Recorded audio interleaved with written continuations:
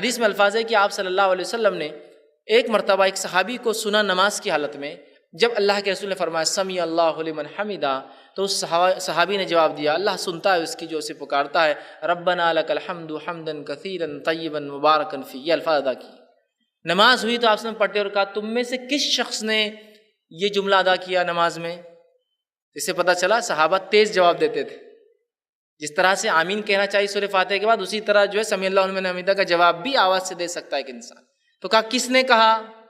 تو کہا اللہ کے رسول میں نے کہا یہ الفاظ۔ تو کہا جب تم نے یہ الفاظ کہے میں نے دیکھا 30 فرشتے دوڑ رہے تھے تمہارے ان الفاظ کو لکھنے کے لیے۔ بہت اچھی بات کہی تم نے، بہت اچھی دعا کی تم نے، 30 فرشتوں نے دوڑ کے لکھ لیا اس کو جو تم نے کہا ہے نا۔ تو یہ دیکھیے حدیث ہمارا 30 فرشتے، اس لیے بہت سے لوگ نماز میں پڑھتے ہیں یہ چیز کو پڑھنا چاہیے، بہت اچھی بات کہ 30 فرشتے لکھ رہے کتنا ثواب ہے۔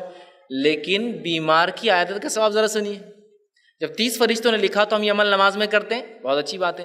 عیادت کا ثواب تو سنیے ذرا، آپ سے فرماتے ہیں جب کوئی شخص کسی بیمار کی عیادت کے لیے، بیمار پرسی کے لیے، مزاج پوچھنے کے لیے نکلتا ہے، اگر صبح نکلتا ہے تو شام تک، اور شام نکلتا ہے تو صبح تک 70,000 فرشتے اس کی مغفرت کے لیے دعا کرتے ہیں، اور جب تک وہ عیادت کرتا ہے جنت کی کیریوں میں سے ایک کیری میں چرتا رہتا ہے اور گھومتا رہتا ہے۔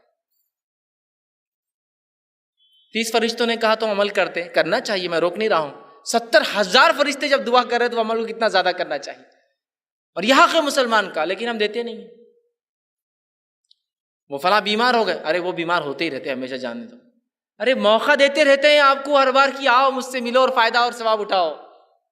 کیلکولیشن تو ایسی ہونا چاہیے نا، پروفٹ جب اور لاس کا ہو رہا ہے، ایک کام پہ 30 روپے مل رہے ہیں یا 30 فلاں، اور ایک کام پہ 70,000 مل رہے ہیں، مجھے بتائیے کیا کریں گے آپ؟ پہلے حساب لگائیے، حساب جوڑنے والے کو پتا ہے، عقل مند تاجر کو کیا کرنا ہے پہلے، سمجھ رہا آپ؟ مطلب چیزوں کی اہمیت کو سمجھیے، اور یہ حق بھی ہے۔ تو تیسرا حق یہ ہے بیمار ہو جائے تو بیمار پرسی کرے، بیمار پرسی